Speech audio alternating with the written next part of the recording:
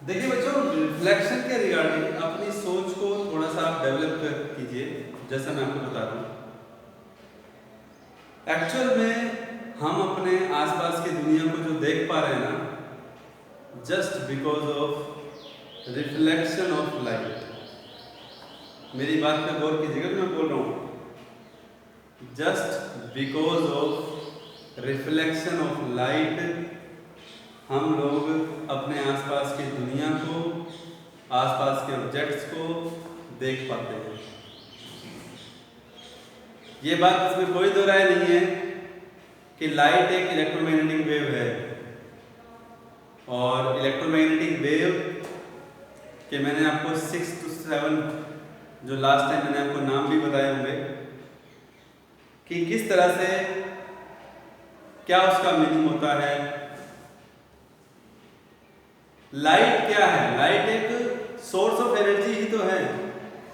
What is light? Very first word, सबसे पहला सवाल ये है कि लाइट है क्या? लाइट एक एनर्जी का ही तो सोर्स है, एक तरह की एनर्जी ही तो है। अब वो एनर्जी एक्चुअल में इलेक्ट्रोमैग्नेटिक वेव्स के रूप में है, और इस इलेक्ट्रोमैग्नेटिक वेव के अंदर है ना बच्चों, मैं आपके सामने बता रहा हूं, E stand for electric field vector. Electric field vector, M का मतलब है मैग्नेटिक फील्ड वेक्टर।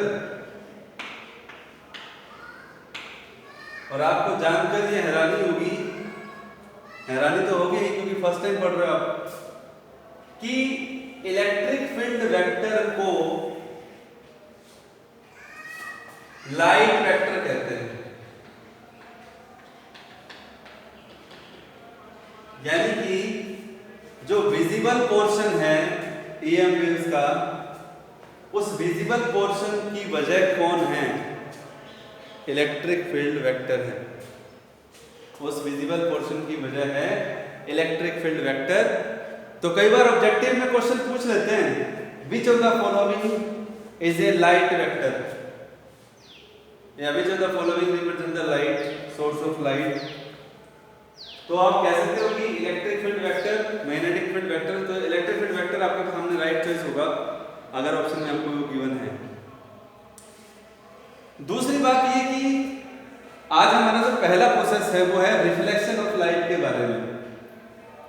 तो सबसे पहले इस रिफ्लेक्शन का मीनिंग आपको पता होना चाहिए। चाहे वो लाइट का टकराना हो, एक बॉल को मैंने दीवार पे स्ट्राइक किया और दीवार से वो वापस आ रही है, तो वो क्या है? रिफ्लेक्शन ऑफ बॉल ही तो है। वो क्या है? रिफ्लेक्शन ऑफ बॉल है।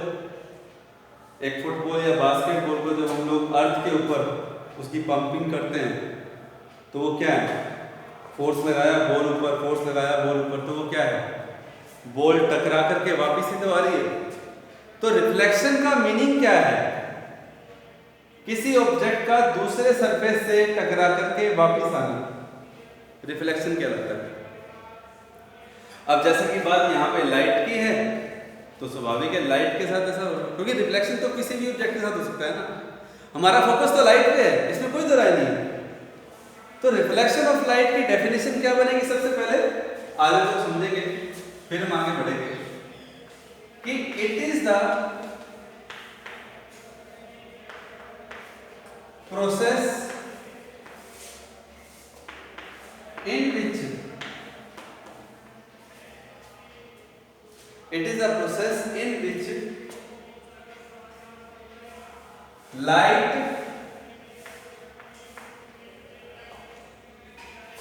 bounces back, bounces मतलब टकराना और back मतलब वापिस आना, in which light bounces back। कब?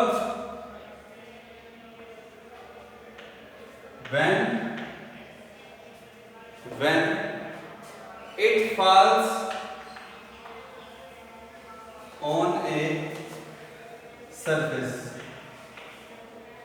on a another on a on an other surface, और हम लोग क्या समझते हैं, मेरी बात समझिएगा बच्चों ध्यान से। हम लोगों को क्या सिखाया गया अभी तक कि मिरर है या कोई शाइनी सरफेस है, वहां से लाइट रिफ्लेक्ट हो रही है। लेकिन अभी भी मैंने आपको एक कंसेप्ट क्लियर किया है यहाँ पे, अगर हम अपने आसपास की दुनिया को देख पा रहे हैं ना, तो जस्ट बिकॉज ऑफ रिफ्लेक्शन। तो यहां से एक बात क्लियर होती है कि रिफ्लेक्शन हमेशा शाइनी सरफेस से हो, ये जरूरी नहीं है।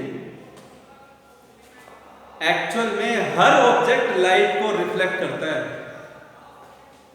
हर ऑब्जेक्ट लाइट को रिफ्लेक्ट करता है। तो आइए समझते हैं इसका मतलब क्या हुआ कि जो रिफ्लेक्शन मिरर से हो रहा है और जो रिफ्लेक्शन किसी और ऑब्जेक्ट से है जो शाइनी सरफेस नहीं है जिसका, तो दोनों के रिफ्लेक्शन में क्या अंतर है? अंतर तो साफ है, एक अंतर तो साफ है कि एक शाइनी सरफेस है, एक प्लेन मिरर है, उसमें आपको अपनी इमेज दिखाई दे जाती है। सपोज अगर मैं दीवार के सामने, बोर्ड के सामने हूं और बोर्ड के ऊपर जो भी लिखा हुआ है आपको दिखाई दे रहा है, मुझे दिखाई दे रहा है, तो ये रिफ्लेक्शन की वजह से ही तो है। लेकिन मुझे बोर्ड के अंदर अपनी इमेज दिखाई नहीं देगी। आपको थोड़ा अंदाजा हो जाएगा क्यों नहीं दिखाई देगी, क्योंकि ये शाइनी सरफेस नहीं है, ये इतना शाइनी नहीं है। बात समझ में आ गई? कई बार आप कहते हो ना कि सर बोर्ड के इस तरफ लाइट पड़ रही है, लाइट इंसिडेंट हो रही है, इस तरफ कुछ दिखाई नहीं दे रहा जब आप क्लासरूम में बैठे होते हो। कई बार कुछ बच्चे जो इस साइड बैठे होंगे उनको ये वाला पोर्शन दिखाई नहीं देगा, जो इस साइड बैठे होंगे उनको ये वाला पोर्शन नहीं दिखाई देगा क्लासरूम के अंदर। इन्हें क्लासरूम ऐसा होता है क्यों? क्योंकि वहां पे लाइट रिफ्लेक्ट करती है, रिफ्लेक्ट तो सारे सरफेस में कर रही है, इसमें कोई दो राय नहीं है। मैं फिर से आपको, बिकॉज कुछ बच्चे हो सकता है कि कंफ्यूज हो जाए आज मेरी बात सुन के, कोई बात नहीं, कुछ नई बात होती है तो नई बात में कंफ्यूजन होना लाजमी है, जो आप पहली बार बात सुन रहे हो। तो रिफ्लेक्शन का मीनिंग सबसे पहले क्लियर किया हमने कि it is a process in which light bounces back when it falls on an another surface. मैंने आपको एक बात बताई, यहाँ पे मैंने सरफेस के आगे पर्टिकुलर शाइनी सरफेस शब्द का इस्तेमाल नहीं किया, शाइनी शब्द का इस्तेमाल मैंने नहीं किया, जरूरी नहीं है, क्योंकि हर सरफेस लाइट को रिफ्लेक्ट करता है। इसीलिए रिफ्लेक्शन ऑफ लाइट के दो टाइप मैं आपको बता रहा हूं, types of reflection, types of reflection. बच्चों ध्यान देना है आपको, टाइप्स ऑफ रिफ्लेक्शन क्या है। सबसे पहले मैं यहां पे लिख रहा हूं number 1, that is regular reflection of light. Regular reflection, short में लिख रहा हूं। रिफ्लेक्शन ऑफ लाइट के दो टाइप हैं, एक है रेगुलर रिफ्लेक्शन और दूसरा है इर्रेगुलर रिफ्लेक्शन। Irregular reflection. बच्चों मेरी बात पे गौर कीजिएगा, आज आपको रिफ्लेक्शन का मीनिंग पता लग गया होगा कि सरफेस का शाइनी होना जरूरी नहीं है, लेकिन दरअसल हम, जैसा कि हमारा जो आगे का सिलेबस बढ़ेगा वो एक्चुअल में शाइनी सरफेस को लेकर के ही बढ़ेगा। हम लोग रफ सरफेस की बात नहीं करेंगे, लेकिन इंट्रोडक्शन पार्ट में ही जरूरी है, आपको पता होना चाहिए कि जस्ट बिकॉज ऑफ रिफ्लेक्शन हम इस दुनिया को देख पा रहे हैं। अगर आपसे कोई ये कहे अंधेरे कमरे में आप किसी ऑब्जेक्ट को देखिए तो सोचिएगा कुछ देख पाएंगे? हमारी सिचुएशन एक ब्लाइंड पर्सन की तरह हो जाएगी अगर एक अंधेरे कमरे में हमें ये कहा जाए कि कौन सा ऑब्जेक्ट किस कलर का है और कहां पर है। सोचिएगा ऐसा क्यों होता है, सोच के देखिए, थोड़ा सा दिमाग लगाइए एक्स्ट्रा कि अंधेरे कमरे में ऐसा क्यों होता है। आप सीधे बोलेंगे सर लाइट नहीं है, बिल्कुल सही बात है। लेकिन अगर उस कमरे में कहीं से एक छोटी सी रोशनी अगर आ जाए, फिर आपको, और वो रोशनी, वो लाइट अगर किसी ऑब्जेक्ट के सरफेस पर पड़े, बाकी ऑब्जेक्ट नहीं, सिर्फ उस सरफेस के ऑब्जेक्ट पर, तो वो ऑब्जेक्ट आपको दिखाई देगा। सोच के देखिए, बाकी ऑब्जेक्ट फिर भी दिखाई नहीं दे रहा है। क्यों नहीं दिखाई दे रहे? क्योंकि बाकी सरफेसेस पर लाइट इंसिडेंट हो ही नहीं रही।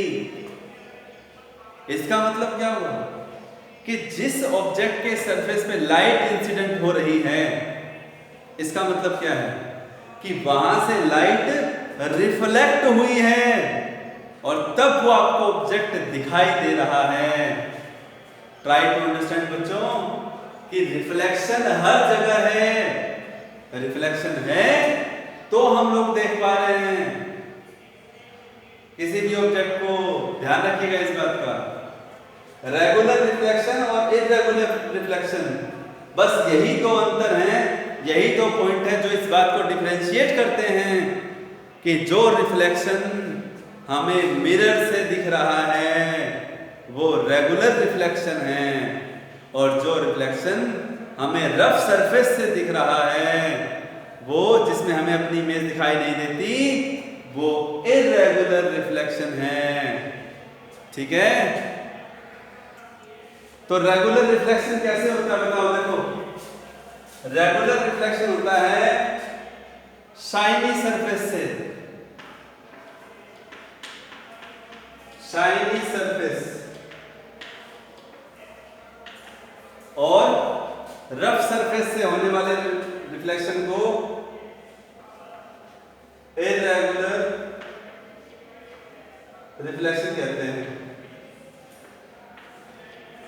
और एक बात तो बता दूं, इसको इररेगुलर भी कह सकते हो और इसको एक डिफ्यूज्ड रिफ्लेक्शन भी कह सकते हो। Diffused, DIFFUSED, diffuse reflection. बताऊंगा ऐसा क्यों बोल रहा हूं मैं आपको। चलिए अब मैं आपको समझाता हूं।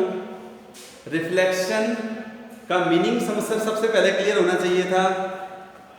फिर आपने ये पता लगाया कि रिफ्लेक्शन के टाइप्स क्या हैं और क्यों हैं, किस बिहाफ पे हमें ये टाइप्स पता चले कि रेगुलर कब होता है और इररेगुलर कब होता है। अब बारी है रिफ्लेक्शन के लॉज को समझने की। So the point is laws of reflection of light. Please ध्यान दें, देखिएगा बच्चों, laws of reflection of light, laws of reflection of light. And I hope you understand कि जो मैं आप लोगों को पढ़ा रहा हूं आप लोगों को समझ में आ रहा हो। देखिए बच्चों, लॉज ऑफ रिफ्लेक्शन में सबसे पहला पॉइंट देखना है। सबसे पहला point, the incident ray, the incident ray, comma normal line, normal line, normal line होती है परपेंडिकुलर लाइन। अभी डायग्राम बनाऊंगा मैं, देखना ध्यान से। And reflected ray, reflected ray all lie in the same plane. एक पॉइंट ये हो गया, ठीक है। दूसरा पॉइंट क्या होगा इसका, लॉज ऑफ रिफ्लेक्शन में, कि angle of incidence, angle of incidence, angle of incidence I equal to किसके, एंगल ऑफ रिफ्लेक्शन आर के। एंगल ऑफ रिफ्लेक्शन आर, ठीक है बच्चों। तो एंगल ऑफ इंसिडेंस और एंगल ऑफ रिफ्लेक्शन, तो यही तो समझना है कि ये कहाँ बन रहे हैं, क्या है। देखिए बच्चों, मैं आपके सामने मिरर के बारे में बता रहा हूं। प्लेन मिरर लेके चल रहा हूं जो हम लोग घर में यूज करते हैं। प्लेन मिरर देखिएगा, आपकी मर्जी है, आप प्लेन मिरर को हॉरिजॉन्टल रखें या प्लेन मिरर को आप वर्टिकल पोजीशन में दिखाएं। मान लीजिए, अच्छा प्लेन मिरर को कैसे रिप्रेजेंट कर सकते हैं डायग्राम में, करते कैसे हैं? ये जो मैं लाइन ड्रॉ कर रहा हूं ना, ये प्लेन मिरर का पीछे वाला पोर्शन है, मतलब रफ सरफेस है। ये शाइनी सरफेस ये ऊपर वाला है जहां पे लाइट इंसिडेंट होगी। देखना अब यहां पे ये एक रे आई, हालांकि लाइट जब निकलती है तो वो सिंगल रे की फॉर्म में तो कभी निकलती नहीं, वो तो ग्रुप ऑफ रेज होती है, वो तो बीम्स के रूप में निकलती है। पर डायग्राम को समझने का एक तरीका ये तो है, parallel beam of light, parallel beam of light. अच्छा जी, अब सुना ध्यान से, इस एरो का मतलब ये है कि ये लाइट, ये ray of light plane mirror है, ये इसके ऊपर स्ट्राइक कर रही है। मैं बोल देता हूं ये क्या है, प्लेन मिरर, ठीक है। और ये है प्लेन मिरर का पॉइंट, कैसा point, point of incidence. Note कीजिएगा मेरी बात को, पॉइंट ऑफ इंसिडेंस है ये, ठीक है। इसको मैंने नाम दे दिया ए। अब मैं यहां पे ड्रॉ करूंगा परपेंडिकुलर, जिसे कहते हैं normal line, point of incidence के ऊपर मिरर के परपेंडिकुलर। मिरर के परपेंडिकुलर का मतलब ऐसे, ये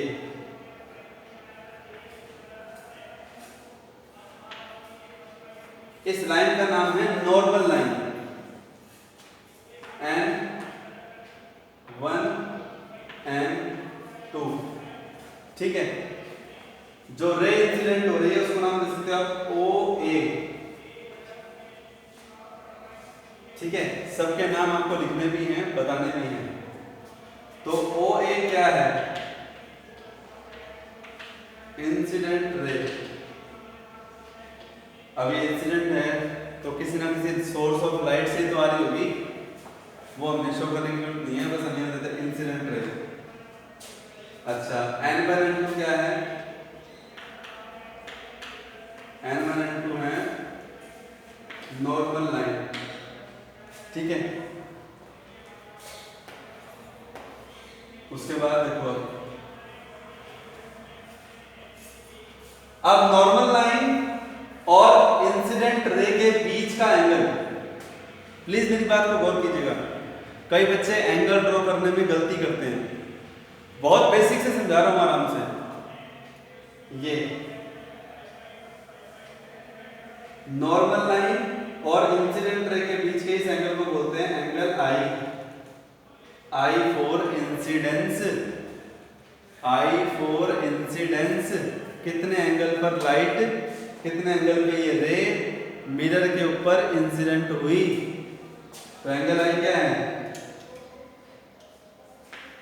I का मीनिंग है एंगल ऑफ इंसिडेंस, ठीक है। ये एरे फैक्टर हो गया। अब आगे देखो, जैसे ही ये रे मिरर से टकराई, टकराने के बाद ये वापस चली गई उसी मीडियम में, देखा, बाउंसिंग बैक। डेफिनेशन बताई थी ना रिफ्लेक्शन ऑफ लाइट की, बाउंसिंग बैक, ठीक है ना, टू द सेम मीडियम, उसी मीडियम में वापस चली गई। जब वो किसी दूसरे सरफेस से टकराई, तो यहाँ पे दूसरा सरफेस कौन है, मिरर का सरफेस दूसरा है, तो यहां से रे आई, यहां से रिफ्लेक्ट होकर चली गई AI, इसको क्या नाम दिया, IA कह सकते हो। ये क्या है आई ए, ये है रिफ्लेक्टेड रे। प्लीज ध्यान से सुने, इसका नाम मैं यहाँ लिख रहा हूँ आई ए, क्या है रिफ्लेक्टेड रे। ठीक है बच्चों, दिस इज रिफ्लेक्टेड रे। उसके बाद देखिए और क्या पॉइंट है यहाँ। अब ये जो एंगल है, ये एंगल है आर। आर मतलब रिफ्लेक्शन, एंगल ऑफ रिफ्लेक्शन। किस किस के बीच का एंगल है ये है नॉर्मल लाइन और रिफ्लेक्टेड रे। ये रिफ्लेक्टेड रे है और ये नॉर्मल लाइन है। नॉर्मल मतलब परपेंडिकुलर होता है पॉइंट ऑफ इंसिडेंस पे, तो ये रिफ्लेक्टेड रे है। और आर क्या है, व्हाट इज आर? आर है angle of reflection, angle of reflection. ठीक है बच्चों, तो ये दोनों पॉइंट जो आपके सामने लेफ्ट साइड में लिखे हुए मैंने, लॉज ऑफ रिफ्लेक्शन, तो इसका मीनिंग समझते हैं। सबसे पहले पॉइंट का मीनिंग देखिए क्या है। उसने कहा इंसिडेंट रे, नॉर्मल लाइन और रिफ्लेक्टेड रे, ये तीनों के तीनों सेम प्लेन में होते हैं। कई बच्चे इस प्लेन शब्द का मतलब नहीं समझ पाते हैं। प्लेन का मतलब यहाँ एरोप्लेन नहीं है। प्लेन का मतलब यहाँ ज्योमेट्रिकली कहा जाता है। सपोज कि अगर मैं आपके सामने ऑन बोर्ड, मैं आपको समझाने की यहाँ कोशिश कर रहा हूँ। देखो 3D वाले ऑब्जेक्ट को जब हम 2D सरफेस पर समझते हैं तो उसी के अकॉर्डिंग हमें पैरामीटर सेट करना है। आप एक बात बताइए, आप लोग मैथमेटिक्स में ग्राफ में एक्स और वाई एक्सिस कहते हैं, एक्स और y, horizontal line x axis और वर्टिकल लाइन वाई एक्सिस। आप मेरी बात समझिएगा, नंबर 1। नंबर 2, जो ये दो एक्सिस होते हैं ना बेटा, एक्स वाई हो सकता है, वाई जेड हो सकता है, जेड एक्स हो सकता है। आपको जेड कभी नहीं दिखाया अभी तक, पर कोई बात नहीं, आपको मैं बता देता हूँ। जो ये एक्स और वाई कॉम्बिनेशन है ना, दो एक्सिस के कॉम्बिनेशन को प्लेन कहते हैं, प्लेन, PLANE। तो इस प्लेन का नाम पता है क्या है, जो मैंने ड्रॉ किया अभी अभी, एक्स वाई प्लेन। मैं ऐसा क्यों कह रहा हूं, आप मेरी बात गौर करें। अब मैं इस एक्स वाई प्लेन के कहीं भी लाइन ड्रॉ कर दूं, राइट में, लेफ्ट में, है ये लाइनें कहाँ हैं? अब उससे कोई ये पूछे तीनों लाइनें किस प्लेन में हैं, तो मेरा जवाब होगा एक्स और वाई प्लेन में है। क्यों है? क्योंकि ये एक्स और वाई प्लेन के एक्सिस के बीच में है। अब यही बात यहाँ पे लागू होती है। आई होप कि आपको समझ में आ गया होगा कि प्लेन एक ज्योमेट्रिकल शब्द है और ज्योमेट्रिकली इसका मतलब होता है दो एक्सिस का कॉम्बिनेशन। समझ में आई बात? तो यहाँ पे दो एक्सिस कैसे शो करूंगा? मिरर मैंने हॉरिजॉन्टल ले रखा है, तो ये एक्स एक्सिस वाली लाइन हो गई, नॉर्मल वाई एक्सिस वाली लाइन हो गई। अब आप खुद सोचिए कि ये वाई, ये माइनस एक्स और ये जो इंसिडेंट रे है ये वाई और एक्स के बीच में है, और रिफ्लेक्टेड रे प्लस एक्स और प्लस वाई के बीच में है। तो इसका मतलब क्या हुआ? इसका मतलब ये हुआ कि ये सेम प्लेन में है। इसका एक मतलब और भी है रिफ्लेक्शन में। ये कभी मत सोचना कि मान लीजिए ये मिरर है, ये चौक एक रे की तरह काम कर रही है, ये बोर्ड एक मिरर है। मान लीजिए ये रे ऐसे आई और मैंने कहा ये टकरा के ऐसे चली गई, पॉइंट टू बी नोटेड, ऐसा नहीं होता। ये रे ऐसे आ रही है और ये टकरा के ऐसे जा रही है, ऐसा नहीं होता। फिर से बोल रहा हूं, जिस प्लेन में इंसिडेंट रे होगी रिफ्लेक्टेड रे उसी प्लेन में जाएगा। ये फर्स्ट पॉइंट का मीनिंग है।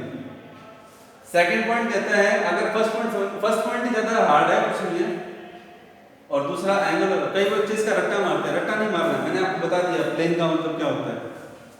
और दूसरा पॉइंट ये है कि angle of incidence equal to angle of reflection. ये बहुत इजी है पॉइंट याद रखने में, कि जितने एंगल से लाइट आती है, और एंगल कौन सा? कहाँ कैसे? नॉर्मल लाइन और इंसिडेंट रे के बीच में एंगल। मिरर के साथ वाला एंगल नहीं, इसके बारे में भी बताऊंगा, लेकिन फिलहाल I इक्वल टू R। तो ये था laws of reflection of light.